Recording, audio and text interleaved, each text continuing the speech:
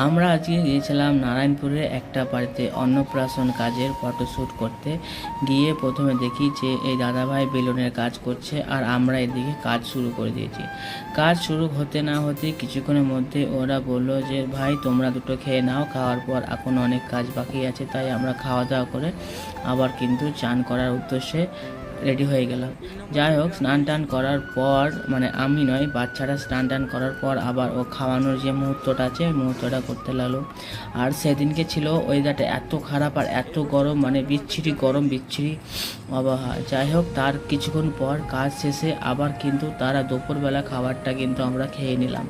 খাওয়া দাওয়া মোটামুটি ভালো আয়োজন করেছিল, আমরাও ভালো মন্দ খেলাম। খাওয়ার পর কিছুক্ষণ পর ওরা রাস্তায় বেরিয়েছিল পাড়া ঘোরার জন্য। তারপর আমরা বাড়ি এসে রেডি হয়ে আবার গিয়েছিলাম এখানটায়। ওদের রাত্রেবেলাতে ডান্সের কাজ ছিল আর এখানে এদের আইটেম ছিল।